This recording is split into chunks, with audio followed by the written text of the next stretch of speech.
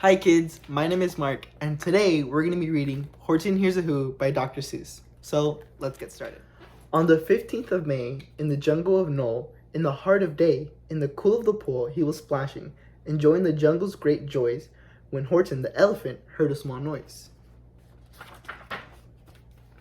So Horton stopped splashing, he looked towards the sound. That's funny, thought Horton, there's no one around. Then he heard it again, just a very faint yelp, as if some tiny person was calling for help. I'll help you, said Horton. But who are you? Where? He looked and he looked. He could see nothing there but a small speck of dust blowing past the air. I say, murmured Horton, I have never heard of a small speck of dust that is able to yell. So you know what I think? Why, I think there must be someone on top of the small speck of dust, some sort of creature of very small size, too small to be seen by an elephant's eyes. Some poor little person who's shaking with fear that he'll blow into the pool he has no way to steer. I'll just have to save him, because after all, a person's a person no matter how small. Hump, humped the voice. 'Twas a sour kangaroo, and the young kangaroo in her pouch said humph too. Why, that speck is as small as the head of a pin. A person on that, why there never has been. Believe me, said Horton, I'll tell you sincerely, my ears are quite keen, and I've heard him quite clearly. I know there's a person down there, and what's more, quite likely there's two, even three, even four, quite likely, a family, for all that we know, a family with children just starting to grow. So please, Horton said, as a favor to me, try not to disturb them, just please let them be. I think you're a fool, laughed the sour kangaroo. And the young kangaroo in her pouch said, me too. You're the biggest blame fool in the jungle of Knoll. And the kangaroos plunged into the cool of the pool. What terrible splashing, the elephant frowned. I can't let my very small persons get drowned. I've got to protect them. I'm bigger than they. So he plucked up the clover and hustled away. Through a high jungle treetops, the news quickly spread. He talks to a dust speck. He's out of his head. Just look at him walk with the speck on the flower. And Horton walked, worrying, almost an hour. Should I put the speck down? Horton thought with alarm. If I do, these small persons may come to great harm. I can't put it down, and I won't. After all, a person's a person, no matter how small. Then Horton stopped walking. The speck voice was talking. The voice was so faint he could barely hear it. Speak up, please, said Horton. He put his ear near it. My friend, came the voice, you're a very fine friend. You helped all of us folks on this dust speck no end. You saved all of our houses, our ceilings, and floors. You saved all our churches and grocery stores. You mean, Horton gasped, you have buildings there, too? Oh, yes, piped the voice. We most certainly do. I know, called the voice. I'm too small to be seen, but I'm the mayor of a town that is friendly and clean. Our buildings to you would seem terribly small, but to us who aren't big, they are wonderfully tall. My town is called Whoville, for I am a Who, and we Whos are all thankful and grateful to you. And Horton called back to the mayor of the town, you're safe now, don't worry, I won't let you down.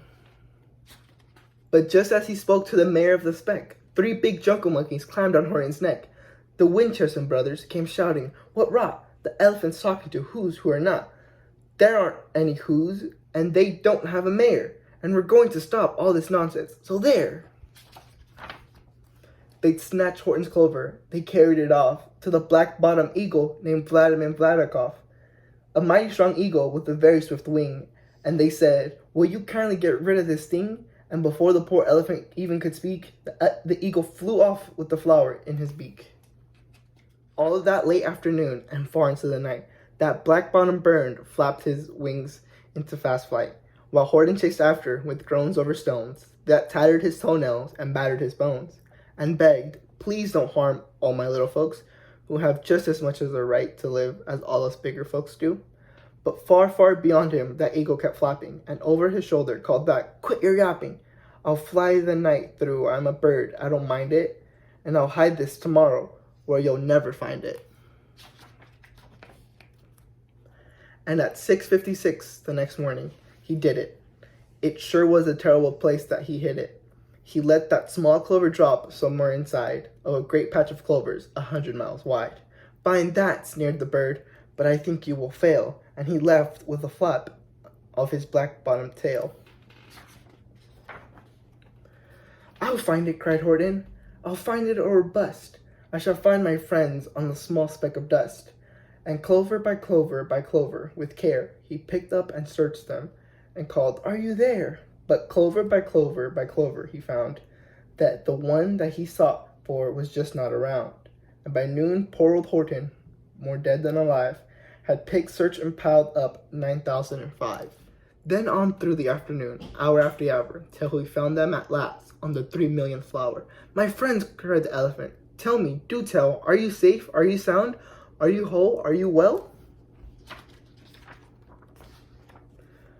From down on the speck came the voice of the mayor. We really had trouble, much more than our share. When the black-bottomed birdie let go and we dropped, we landed so hard that our clocks have all stopped. Our teapots are broken, our rocking chair smashed, and our bicycle tires all blew up when we crashed. So Horton, please, pleaded the voice of the mayor's, will you stick by us who's while we making repairs?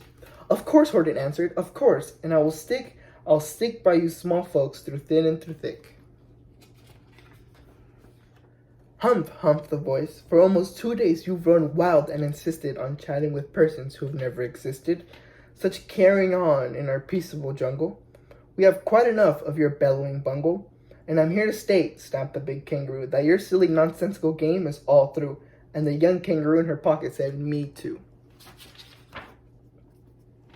With the help of the Winchester brothers and dozens of Wickerson uncles and Wickerson cousins and Wickerson in-laws, who've helped Ivan Gage, you're going to be roped, and you're going to be caged. And as for the dust you speck,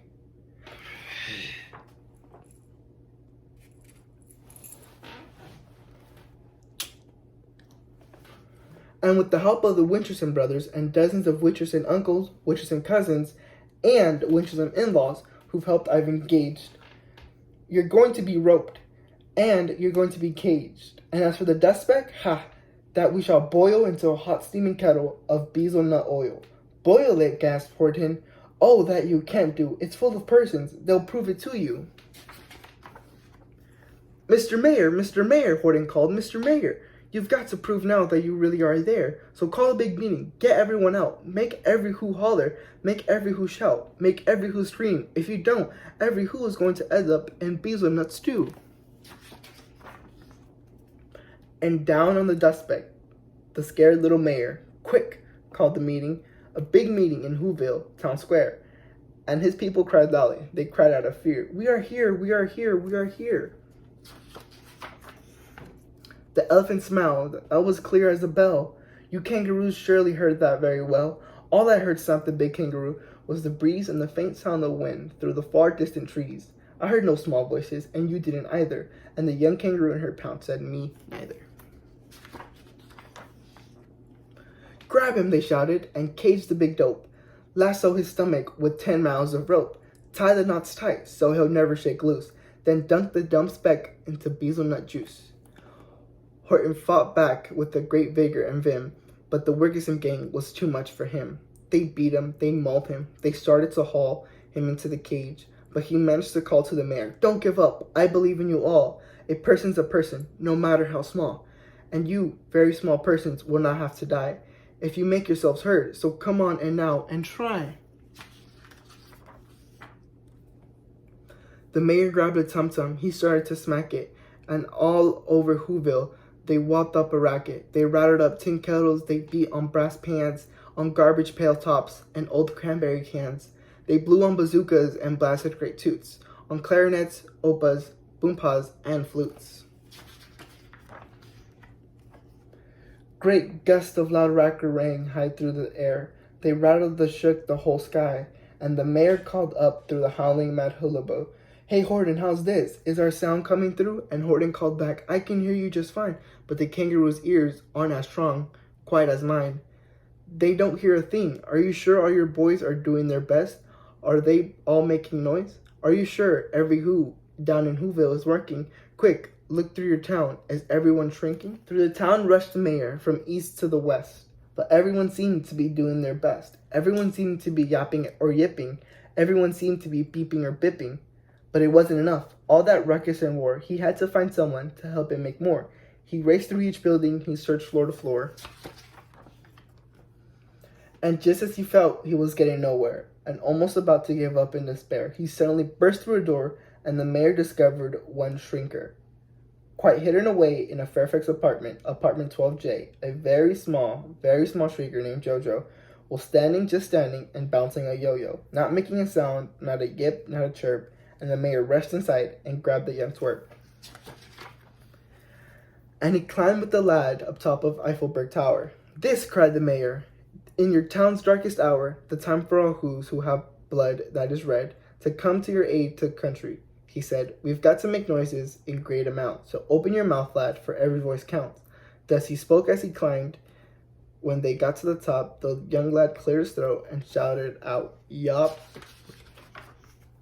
And that yop, that one small extra yop, put it over. Finally, at last, from that speck on that clover, the voices were heard. They rang out clear and clean. The elephant smiled. "Do you see what I mean? They've proved they are persons no matter how small, and their whole world was saved by the smallest of all." "How true, yes, how true," said the big kangaroo. "And from now on, you know what I'm planning to do? From now on, I am going to protect them with you." And the young kangaroo in her pouch said, "Me too. From sun to summer, from rain when it's fallish, I'm going to protect them, no matter how smallish." And that's it, guys. Thank you for reading Horton Hears a Who with me, and I hope to read to you guys soon.